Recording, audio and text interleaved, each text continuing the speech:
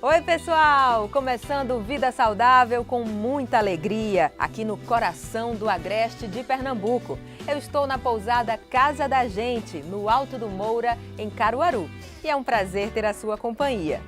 Hoje nós vamos conversar com o ortopedista Dr. Daniel Soares sobre fibromialgia, uma doença que atinge cerca de 3% da população brasileira.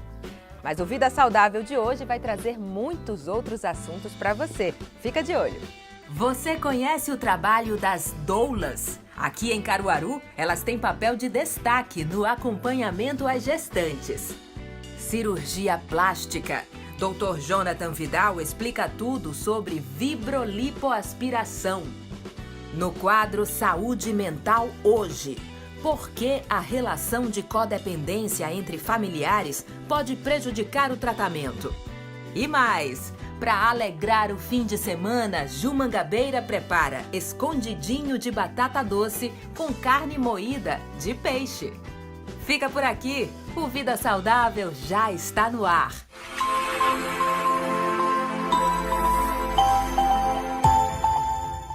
Nós começamos a edição de hoje com um bate-papo super descontraído com o Dr. Daniel Soares sobre fibromialgia. Afinal, doutor, que doença é essa? Essa é uma doença que é muito frequente, né? Como você bem relatou, acomete 3% da população brasileira. Imagina no mundo, né? Exatamente. E um dado interessante é que desses 3%, a cada, digamos, de 10 pacientes, 6 a 9 são mulheres. Então é uma doença essencialmente feminina. E realmente é um problema que causa limitações, né? Causa uma certa angústia e, consequentemente, traz prejuízos para a saúde das pessoas. Sem dúvida. O senhor falou que acomete mais as mulheres, mas não quer dizer que homens não possam ter fibromialgia. Porém, qual é a idade em que essa doença começa a se manifestar? Tem uma idade específica? Tem. Ela é muito mais frequente na população dos 30 aos 60 anos, tá certo? Isso não quer dizer que pessoas com idade abaixo de 30 e acima de 60 não venham a ser acometidas, mas a frequência, né, a prevalência dessa doença é muito maior nessa faixa etária. Quando é que uma pessoa começa a desconfiar que pode ter fibromialgia? Ela começa apresentando sintomas gerais, né, de dores nas articulações, né, dores a nível de tendões e músculos, tá, de forma inespecífica. E aí começa muitas vezes a peregrinação desses pacientes em busca de um diagnóstico. E essa dor, doutor, ela vem associada, por exemplo, a pessoa não consegue mexer os dedos, né? Não consegue mexer os dedos das mãos, dos pés, dói o pescoço, dói tudo de uma vez só? Pode acometer todas as articulações. Elas são muito mais frequentes em determinadas articulações, em determinadas regiões. Por exemplo, a região cervical, o pescoço, né? A região do tórax, principalmente o dorso, né? A bacia, né? As nádegas e os joelhos. São chamados tender points, ou pontos de tensão. Entendi. Essas regiões elas são bastante características de presença de dor em pessoas, em pacientes portadoras de fibromialgia. Qual seria o nível dessa dor, de 0 a 10, para a gente tentar entender? Porque imagina uma pessoa que está com dor em todas as articulações e músculos. É uma dor tão limitante a ponto dela não conseguir trabalhar? Sim. E esse é um grande problema, porque o que é que acontece? Por ser um diagnóstico de exclusão, ou seja, depois que você investiga, né, as diversas causas de problemas e não encontra um diagnóstico específico, você vai, digamos assim, fechar esse diagnóstico com a fibromialgia.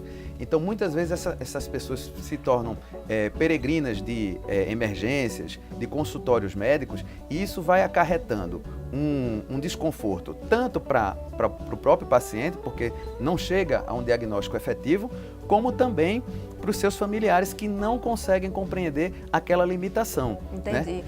Para quem nunca ouviu falar em fibromialgia e está escutando essa palavra pela primeira vez aqui no Vida Saudável, doutor, que conselhos o senhor daria? Como é que uma pessoa realmente deve desconfiar de fibromialgia e como é que o médico, né, vai de fato chegar a esse diagnóstico? Por que é tão difícil? É difícil porque é um diagnóstico de exclusão, né? Depois que você faz todos os exames, né, descartando doenças reumáticas, artrite, né, artrose, reumatismo, tudo isso, né? Você faz baterias de exames laboratoriais, exames de imagens, enfim, todo o arsenal que você dispõe na sua prática clínica, e você não identifica nenhuma patologia específica, né? Você vai para aqueles pontos de tensão, vai fazendo e vai examinando, e aí sim, você fecha, né, você consegue fechar um diagnóstico de fibromialgia. Mas até você chegar ao fechamento desse diagnóstico, pode demorar um certo tempo, e aí vira uma angústia para o paciente e para o próprio médico propriamente dito. Doutor, qual seria a intensidade e a frequência da dor para a pessoa achar que está com fibromialgia? Isso é extremamente variável, depende de cada caso, né? Mas, de uma maneira geral, os pacientes relatam que as dores são dores importantes, né? Não são dores, digamos assim, insuportáveis, mas são dores que incomodam sistematicamente, atrapalham o dia a dia da pessoa, tanto no ambiente de trabalho como no ambiente domiciliar. Se a pessoa tem, por exemplo, que subir ladeiras, escada, quanto mais esforço físico, mais dificuldade essa pessoa vai ter para sair de casa. Exatamente, até porque você tocou num assunto bem interessante, a sensação de fadiga, ela também é uma das características da fibromialgia. Doutor Daniel, a gente reparou que alguns famosos sofrem com essa doença. Aqui no Brasil, por exemplo, a cantora Zizi Posse. No mundo, a popstar, a superestrela Lady Gaga também já cancelou alguns shows por conta da fibromialgia, para você ver a gravidade, né? E um caso particular, que a cantora Zizi Posse, ela chegou a passar 1 ano internada no hospital, sofrendo todo tipo de crítica e de transtorno, de preconceito, porque ninguém sabia o que ela tinha. Imagina o que é morar 1 ano no hospital. É mais ou menos essa a rotina dos seus pacientes, de muita gente que fica com aquela dor se estendendo por anos, até que um dia não aguenta mais e vai procurar um médico. Esses pacientes, eles terminam peregrinando, né, por emergências, porque na hora que está com a dor muito importante, né, eles querem, qualquer pessoa deseja uma solução imediata, né? imediata, e aí vão para as emergências. Na emergência é feito apenas um tratamento sintomático, passa uma medicação para a dor e pede para voltar para casa. E na realidade, o que é importante dizer é que o tratamento da fibromialgia, ele não é apenas um tratamento medicamentoso, é um tratamento multidisciplinar. Então, muitas vezes, a depender do caso, você precisa de um acompanhamento fisioterápico, precisa de um acompanhamento psicológico, como é que se diz, até às vezes acompanhamento psiquiátrico mesmo. Isso é só com o tempo que você vai identificando essas necessidades, mas o tratamento é um tratamento multidisciplinar. A gente vai pausar rapidamente a nossa entrevista, mas é só para eu chamar os destaques na área da cirurgia plástica. Quem traz as novidades para a gente é o Dr. Jonathan Vidal.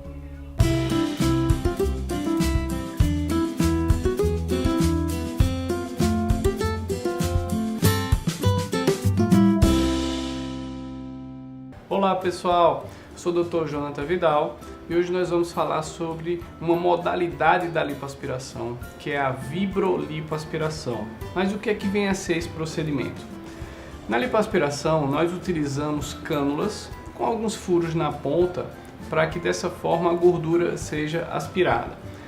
A vibrolipoaspiração é uma modalidade da lipoaspiração onde nós utilizamos um aparelho que faz movimentos vibratórios nessa cânula e dessa forma nós conseguimos causar menos trauma local, já que o aparelho acaba fazendo um esforço para nós, então os movimentos acabam ficando mais delicados e dessa forma também repercute em menores equimoses, que são aquelas áreas roxas, também em menor edema pós-operatório.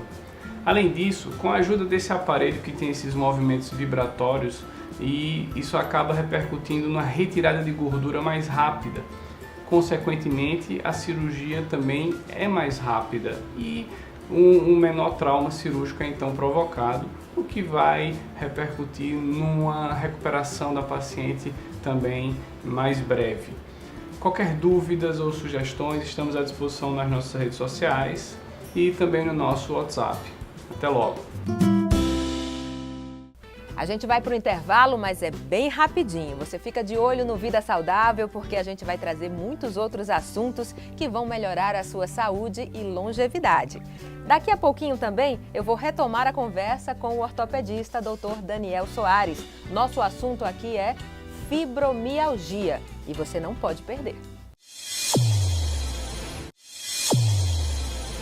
O Vida Saudável está de volta, hoje falando sobre fibromialgia, com o ortopedista Dr. Daniel Soares. Bom, doutor, falamos sobre o que é a fibromialgia, os principais sintomas. Agora seria interessante a gente falar para o pessoal de casa quais são os tratamentos, os possíveis tratamentos, né? Dentro da medicina tradicional e dentro da medicina integrativa. Fique à vontade. Com certeza. E é importante, né, que o público tenha ciência de que esse tratamento ele deve ser multidisciplinar. O que é isso? O médico tem que ficar acompanhando esse paciente, até porque precisa de medicações de uso, inclusive, contínuos, tá certo? Mas é importante também salientar a importância do tratamento associado. Por exemplo, quando você tem uma pessoa que está com limitação ou com dores articulares, só a medicação analgésica anti-inflamatória não vai fazer tanto efeito. A fisioterapia atua muito bem nesses casos, né? Alguns outros pacientes, por questão de ansiedade ou até por questão de dores também, se beneficiam bastante de um tratamento, por exemplo, com a acupuntura, né? E existe ainda, como eu falei no início, que a questão emocional tem um peso significativo nesses problemas, na fibromialgia. Então, um apoio psicoterápico ou até mesmo psiquiátrico, em alguns casos, pode também ajudar. Então, é interessante que fique bem firme, bem entendido por todos, que o tratamento ele deve ser feito por médicos e também todas as outras áreas da saúde que possam ajudar a essas pessoas a se livrar desse mal, né? O que é que existe de mais moderno hoje, tanto no Brasil quanto no mundo, para o tratamento da fibromialgia? Não existe uma medicação específica, existem vários medicamentos, mas hoje já tem se lançado alguns medicamentos novos, isso já tem disponível aqui no país, tá? Que ajudam a controlar melhor a fibromialgia com menos efeitos colaterais. Que bom. Tá? Partindo um pouco para a área de terapêutica não medicamentosa, as técnicas fisioterápicas hoje em dia têm evoluído bastante, né, no auxílio a esse tipo de problema. Então você hoje dispõe de terapias como terapias manuais, osteopatias, tá certo? Que tem ajudado significativamente esses pacientes, inclusive na redução do uso de medicamentos. E na redução dos casos, né, de crises. Perfeitamente. Isso é muito importante. A prática esportiva também é uma coisa que deve ser feita. Hoje em dia, graças a Deus, a gente está vendo que a população está se conscientizando mais da prática esportiva, digamos assim, saudável, né? E os educadores físicos também têm se aperfeiçoado bastante nesse auxílio, porque a fibromialgia, como você bem sabe, ela dá dores articulares, mas ela não impossibilita que você faça a sua atividade física. Entretanto, deve ser uma atividade física sempre orientada e acompanhada por um profissional capacitado. Se já é difícil, né, para um sedentário, de repente começar a fazer atividade física, imagina alguém que já sofre com dores nas articulações e na musculatura. Exatamente. Antigamente, achava-se que essas pessoas que tinham dores articulares, elas estariam condenadas a não realizar nenhuma atividade física. Hoje o que se mostra é o contrário. Elas precisam fazer atividade física, mas com o acompanhamento e com a supervisão de um educador físico que tenha conhecimento dos problemas que ela tem para não fazer uma atividade que possa prejudicar a sua saúde. É verdade, atenção redobrada. E com relação àquelas pessoas que estão aí super curiosas a respeito da fibromialgia, estão assistindo, acompanhando a nossa entrevista aqui e de repente acha que pode ter esses sintomas. Alguém que é um atleta de fim de semana, passa a semana inteira sentado na frente de um computador, dia de domingo vai jogar uma pelada e aí fica quebrado. Então essas pessoas elas não têm fibromialgia, elas têm uma falta de atividade física regular e aí, consequentemente, ao realizar uma atividade física intensa num período curto, automaticamente eles vão desenvolver dores, né? Inclusive essas pessoas elas são muito mais passíveis de terem, de apresentarem algum tipo de lesão por conta disso, né? Os conhecidos atletas de fim de semana, né? Doutor Daniel, cita então outros exemplos para a gente no dia a dia, na rotina doméstica e do trabalho. Então, por exemplo, no dia a dia, pessoas que são totalmente sedentárias. E aqui na região do Agreste, até bem pouco tempo, a gente estava com uma dificuldade muito grande de água. E aí essas pessoas começam a carregar latões d'água, né, nas costas, enfim, pelo braço, essa coisa toda, e termina desenvolvendo esses problemas, dores articulares que não são fibromialgia. Aquelas pessoas que começam a colocar, né, o botijão de água, né, no local adequado, no gelágua, também não tem um condicionamento físico adequado, termina causando dores articulares e, consequentemente, podem achar depois dessa entrevista que estão desenvolvendo fibromialgia e não estão. Aqueles atletas de fim de semana, agora muito comum de corridas, né? Não tem preparo físico e aí se inscrevem numa corrida de 5, 10, 15 quilômetros. Imagina. E depois termina com dores. Isso não é fibromialgia. Passa uma semana praticamente aleijado, né? Exatamente, mas isso não é fibromialgia.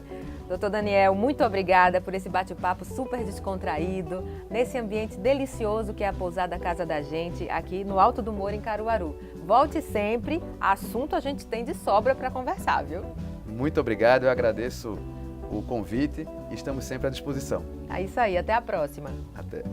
Você acompanha agora as ações de saúde e cidadania em Caruaru. As gestantes em Caruaru ganharam uma casa só para elas. Aqui, elas recebem um acompanhamento de uma equipe de doulas que cuidam da saúde da futura mamãe com muito carinho e amor. Eu achei muito boa, interessante e prepara melhor a gente para a hora do parto. Porque a gente vai se sentir segura, acolhida, conhecendo já, sabendo como é, que funciona. As doulas têm formação em terapia comunitária e fazem parte do quadro de funcionários da Secretaria de Saúde. Elas realizam com as gestantes um trabalho com práticas integrativas como reiki, reflexologia, roda de conversa, dança circular e outras atividades. O processo é aquele que tem que passar pela maternidade antes, é encaminhada para nós, aqui na Casa de Apoio.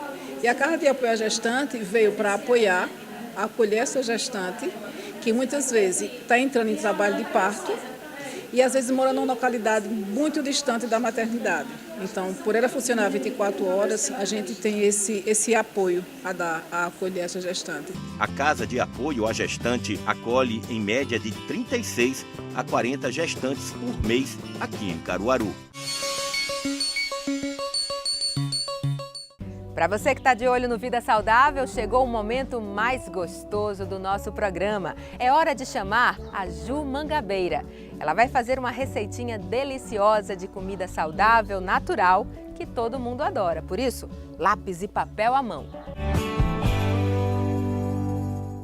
É isso aí, Nádia. O escondidinho, que é um prato muito popular nos estados aqui do Nordeste, vem ganhando cada vez mais espaço na mesa dos adeptos de uma culinária mais saudável. E hoje eu vou fazer um escondidinho com batata doce e uma carne moída aliada nas dietas de emagrecimento, a de tilápia. Vamos aprender?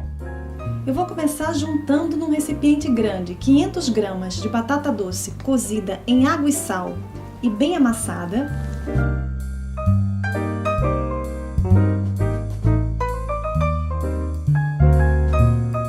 uma colher de sopa de manteiga ghee e 2/3 de xícara de creme de leite. Agora eu misturo muito bem e deixo reservado para a gente preparar nosso recheio. Eu vou iniciar refogando meia cebola e um dente de alho numa colher de sopa de azeite. Em seguida eu entro com um tomate sem pele e sem sementes.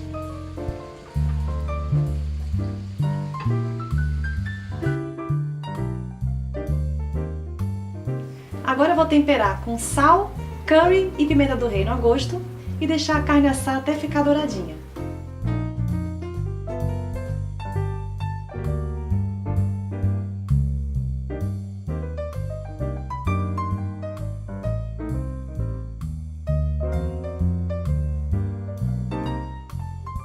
Para montar nosso escondidinho, eu começo cobrindo o fundo de uma refratária com o purê feito no começo.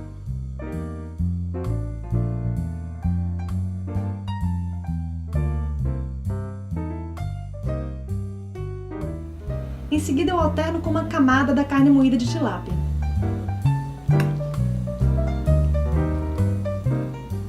Se desejar, é só colocar também um pouco de cebolinho picado e cobrir com mais purê.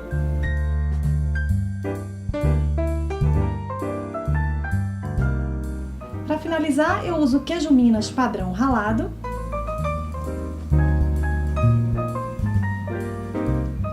e já podemos levar ao forno até gratinar.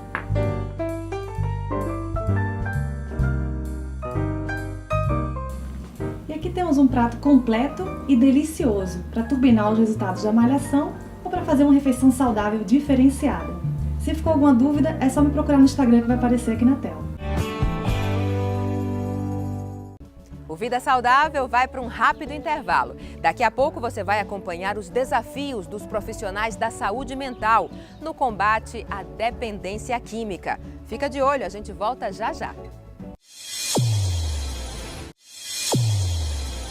A cada semana, os profissionais da Clínica Hospitalar Novo Nascer trazem novidades para a gente no que se refere a transtornos mentais e dependência química.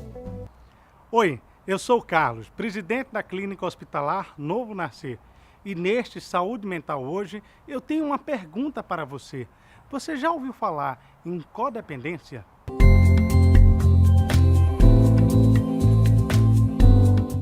A codependência, basicamente, é aquele estado de dependência exagerada física ou até mesmo emocional de uma pessoa com relação a outra. E muitas vezes isso nem está tão distante assim da gente. Por exemplo, em uma família em que um familiar tem uma dependência química, e aí o seu pai ou o seu irmão, ou então a mãe desse familiar não consegue expressar a necessidade de que ele possa transformar a sua vida. E tem, além disso, um grande medo, o medo de perder o seu familiar para sempre do seu convívio, para sempre da sua vida, se disser para ele o que ele precisa mudar na vida dele. A codependência é algo que dói, que machuca, que fere o familiar que ama um outro familiar e que precisa agir para que ele possa mudar de vida. É por isso que é importante buscar conhecimento para entender que isso que acontece em tantas famílias é uma codependência e que isso também pode ser superado. É superando a codependência que você pode ajudar sim o seu familiar a mudar de vida, a enfrentar corretamente a sua vida, os desafios que tem diante de si. E tenha certeza, se mesmo no início, no momento em que ele esteja negando a necessidade de tratamento, ele disser que não quer mais lhe ver, que não quer mais o seu apoio, normalmente, durante o tratamento, o familiar começa a ver o quanto foi amado, o quanto foi cuidado pelo seu pai, por sua mãe, por sua esposa, e aí ele começa a cair em si e a perceber que estava sim, precisando de um tratamento. E você, enquanto familiar, se estiver em uma codependência, também vai perceber o quanto pode mudar na sua relação diária com o seu familiar para que ele construa uma nova vida.